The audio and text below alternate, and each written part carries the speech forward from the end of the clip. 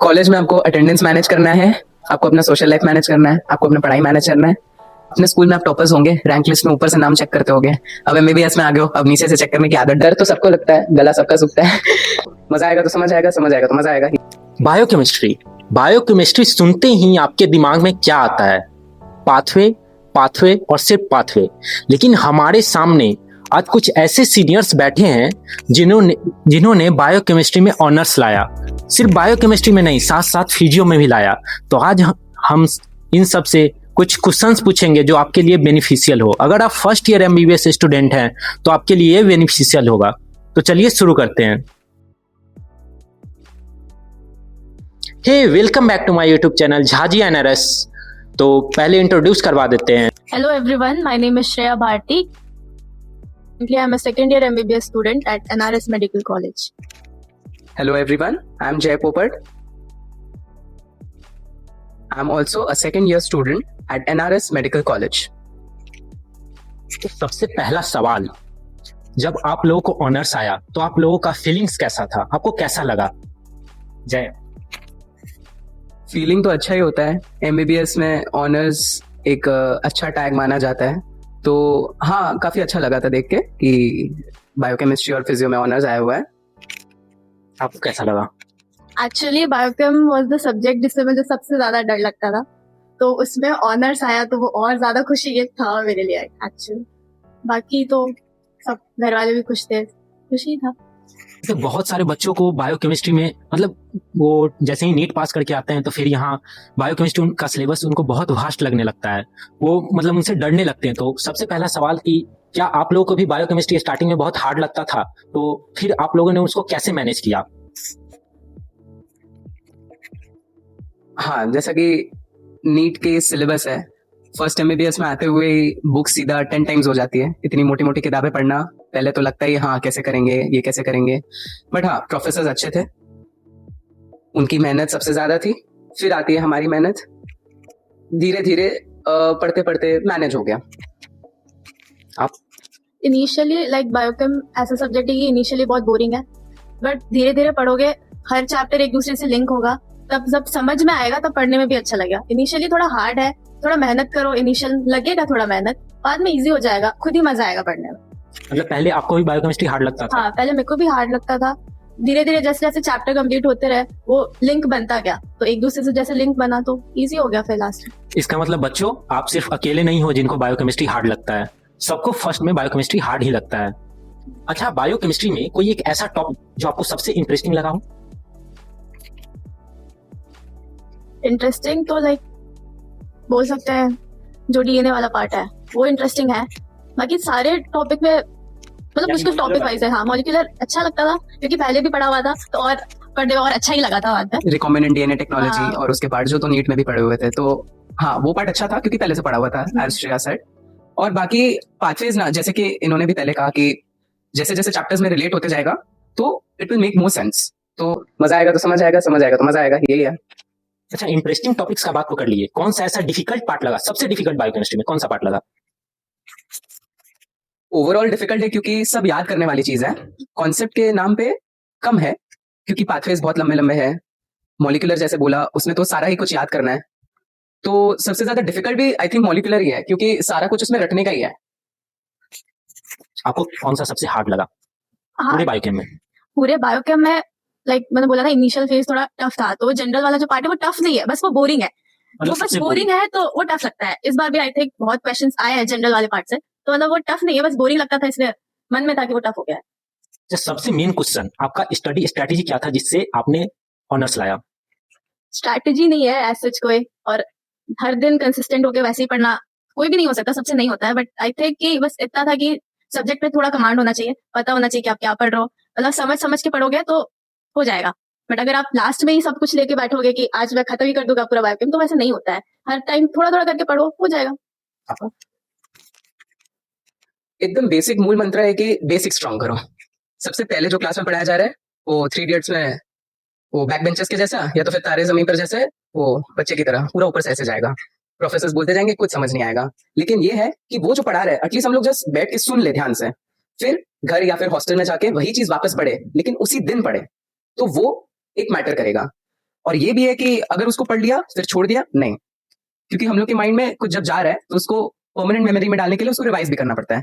तो वो चीज उसी दिन पढ़ा और वापस उसको वीकेंड में या कैजुअली ऐसे बुक खोल के जस्ट देख लिया, ये था। अच्छा, नीट के बाद जैसे ही एमबीबीएस में आते हैं तो वहाँ सिलेबस हो जाता है एनाटॉमी, फिजियोलॉजी, बायोकेमिस्ट्री। तो तीनों सब्जेक्ट को आप कैसे मैनेज करते थे? वही सेम है कि जैसे बोला कि जो चीज जिस दिन पढ़ाया गया उसी दिन पढ़ के खत्म कर दो, तो वो कंपाइल नहीं होगा कि पीछे बैकलॉग लग रहा है, इतना सारा चीज कवर करना है, तो हर दिन का हर दिन करोगे तो हो जाएगा लास्ट तक। और हाँ, ये ठीक है बोलने के लिए, आइडियलिस्टिक है, क्योंकि हमारा भी रोज नहीं होता। कुछ चीज जो पढ़ाया जाता है रोज नहीं कर सकते, पॉसिबल नहीं है। हमें पढ़ाई के साथ साथ एंजॉय भी करना पड़ता है, भाई कॉलेज लाइफ है तो। लेकिन ये है ट्राई करना कि बैकलॉग कम हो। और वीकडेज में हमारा जैसे क्लासेस होता था मंडे टू फ्राइडे, तो सैटरडे संडे तक उस वीक में जो पढ़ाया गया एटलीस्ट ट्राई करे कि उसको कंप्लीट करने का। और बाकी तो चलते रहता है मजाक मस्ती। मतलब तीनों सब्जेक्ट को डेली पढ़ते थे, एनाटॉमी, फिजियो और बायो तीन, या मतलब कोई पार्ट वाइज ऐसा कुछ करके? टॉपिक वाइज जाना है रोज क्लास में ना, छोटा छोटा या फिर एक बड़ा सा 2-3 दिन में एक टॉपिक कवर होगा, तो उस टॉपिक को लेके पढ़ना है बुक में। और रोज शायद ना हो पाए, अप्स एंड डाउन आएंगे, बट ट्राई करने खुद को मोटिवेट करके एटलीस्ट 2 सब्जेक्ट ले लो उस दिन का। उस दिन पढ़ा, जिस दिन पढ़ाया गया क्लास में वो पढ़ा, घर जाके आराम किया, 2 सब्जेक्ट लिए, फिर ट्राई करे कि जल्दी सो जाए। अगर आप रात को पढ़ते हो तो रात को पूरा टान लो, अगर आप सुबह उठते हो तो सुबह उठ के तीसरा वाला सब्जेक्ट ले लो। और एटलीस्ट नेक्स्ट दिन जो पढ़ाया जाने वाला है उसको बस बुक खोल के बस 2-3 लाइन ऐसे ही देख लो, भले पैसिवली, कुछ तो जाएगा दिमाग में क्लास के टाइम। और एक मतलब एमबीबीएस स्टूडेंट्स में ये भी प्रॉब्लम रहता है कि वो कौन सा बुक्स फॉलो करे, नोट्स फॉलो करे, या कौन सा लेक्चर देखे, तो कोई सजेशन देना चाहेंगे? नोट्स तो ऐसे सब बोलते हैं, बायोकेम के लिए एक ही नोट्स है, जाम्बुलकर सर, तो जाम्बुलकर भी लोग ऐसा सिलेक्टिव पढ़ते हैं कि जाम्बुलकर भी पढ़ेंगे तो सिलेक्ट कर करके पढ़ेंगे, ये देखिए पूरा पढ़ेगा। तो मतलब जो भी पढ़ रहे हो पूरा पढ़ो, अच्छे से पढ़ो, उससे हो जाएगा। बाकी कॉलेज के टीचर्स भी बहुत अच्छे हैं, उन्होंने बहुत अच्छे से कॉन्सेप्ट समझाया, क्योंकि कॉलेज में ऐसा होता है कि हर एक टॉपिक को टाइम देते हैं काफी, तो आके पढ़ोगे तो उस टॉपिक को काफी टाइम मिला तो समझ में भी आएगा। तो बस वही धीरे धीरे टॉपिक वाइज चलोगे ना तो सब हो जाएगा। एक साथ, जैसा मैंने बोला, एक साथ लेकर बैठोगे तो नहीं हो। और बुक्स की बात करें तो सब ने सर्च किया ही होगा कि बायोकेमिस्ट्री के लिए हार्पर होता है, जो कि स्टैंडर्ड टेक्स्ट बुक है। और इंडियन में एग्जाम्स के लिए मेरा पर्सनल सजेशन है कि कोलकाता में जैसे वेस्ट बंगाल में जैसे फॉलो होता है, तो डीएम वासुदेवन का बुक है, और सत्यनारायण भी है वैसे तो, लेकिन पर्सनली मैंने वासुदेवन किया था। और एक बुक है लिपिनकॉट करके। तो अगर मैं अलग अलग पढ़ने को बोलूं, क्योंकि सब चीज सब बुक्स में अच्छी नहीं है और अच्छी भी है, तो टॉपिक वाइज हमें उस बुक का थोड़ा देख लेना है कि हाँ इस बुक में मुझे कैसे समझ में आ रहा है बेस्ट, ठीक है। तो अगर मैं फ्लो चार्ट्स की बात करूं, फ्लो चार्ट्स लिपिनकॉट में सबसे बेस्ट है। अगर मॉलिक्यूलर देखूं जिसमें स्टैंडर्ड वैल्यूज है, वो हार्पर में बेस्ट है। लेकिन अगर इंडियन स्टूडेंट्स को एग्जाम में लिखना है और याद करना है वैल्यूज, तो वासुदेवन में नॉलेज वाइज, वैल्यूज वाइज वो बेस्ट है। तो और बाकी हमारे जाम्बुलकर सर तो है ही। तो एक प्लेटफॉर्म के ऊपर मैं रेकमेंड अभी नहीं कर रहा, क्योंकि वो पर्सनल चॉइस है। अगर किसी को क्लास में समझ आ रहा है तो प्लेटफॉर्म बिल्कुल भी मत लीजिए, क्योंकि बुक से बेस्ट विजन होता है।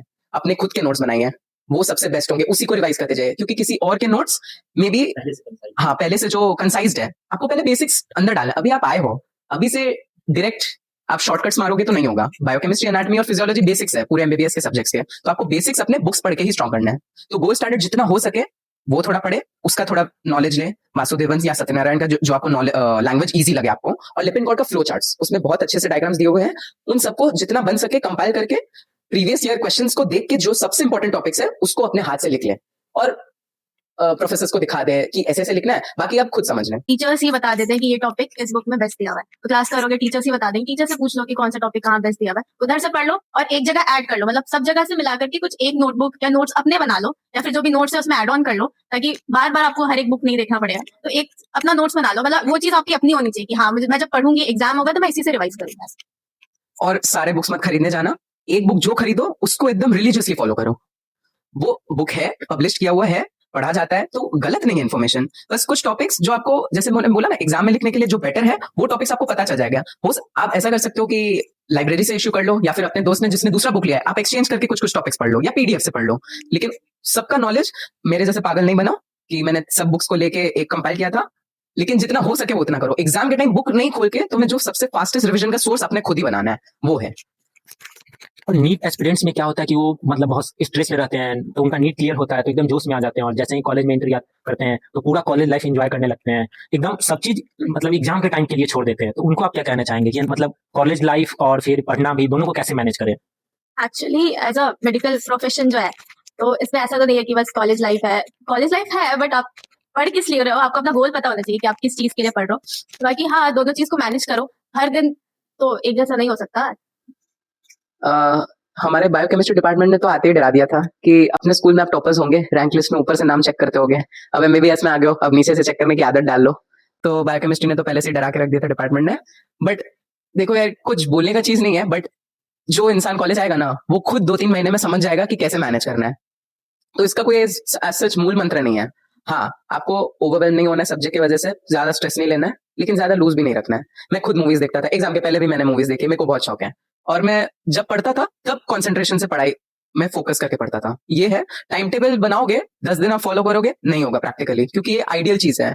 अगर आप बहुत ज्यादा उसमें फोकस्ड हो तभी हो सकता है, लेकिन फिर सब्जेक्ट आपको खा जाएगा। आपको सब्जेक्ट को पहले खाना है।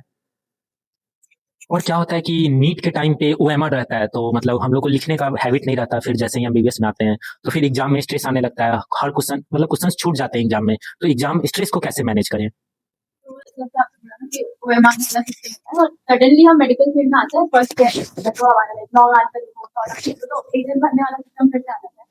तो बस लाइक फर्स्ट स्टार्टिंग में तो मेरे को बहुत दिक्कत होता है। फर्स्ट टाइम हुआ था हमारा, उससे हुआ था दिक्कत कि लिखने वाला प्रैक्टिस चला गया था।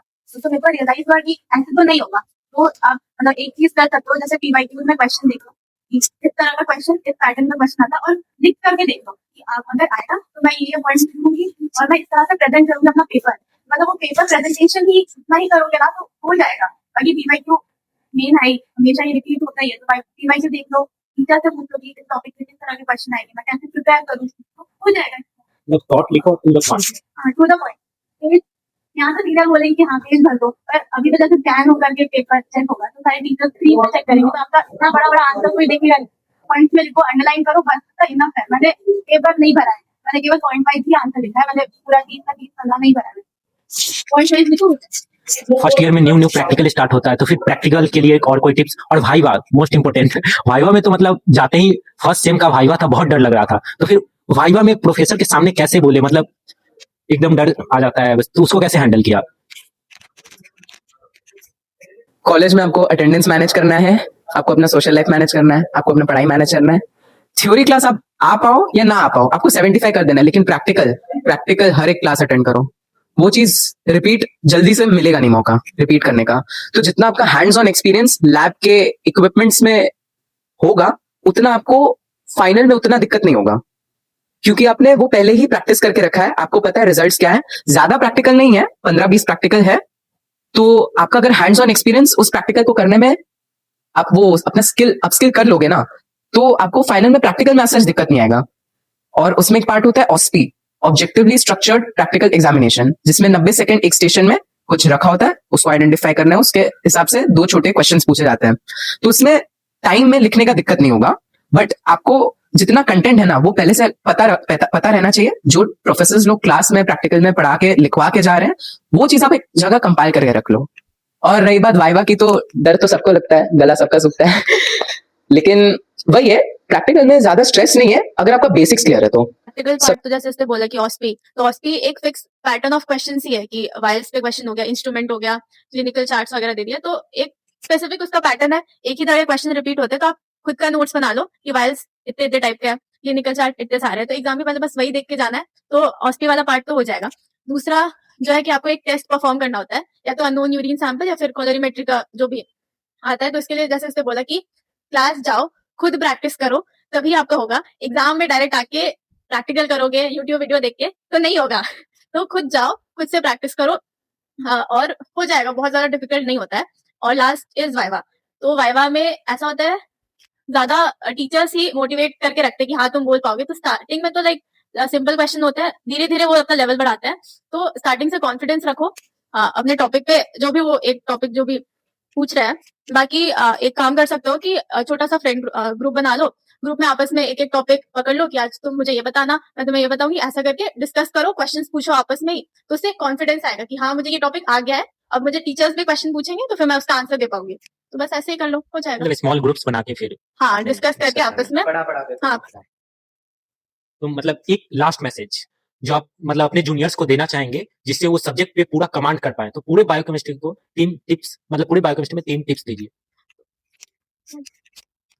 देखो, सिलेबस तो बहुत वास्ट है, लेकिन फर्स्ट ईयर के लिए लिमिटेड है। और आगे भी तो काम आएगा। तो ज्यादा सारा कुछ तो हमने डिस्कस कर ही लिया है, बट अगर मैं छोटे में शॉर्ट में समराइज कर दूं आप लोग के लिए, तो रीड, राइट, रिवाइज, एंजॉय, यही है। पढ़ो भी और मजे भी करो। मतलब दोनों करो, Enjoy college the life subject. Enjoy भी करो और हाँ Enjoy the बस subject. ऐसा है कि बायोकेम लिंक कर करके पढ़ो, मजा आएगा। अगर समझ के पढ़ोगे तो फिर हो जाएगा, अगर नहीं समझोगे बस रटोगे एग्जाम के पहले कि बस रट के पेपर बस क्लियर करना है, तो वैसे नहीं होगा, बस समझो हो जाएगा। तो अगर आप फर्स्ट ईयर एमबीबीएस स्टूडेंट हैं तो इस चैनल को सब्सक्राइब करें झाजी एनआरएस, और कमेंट में नीचे लिख के जाना बायोकेमिस्ट्री डन। Bye bye.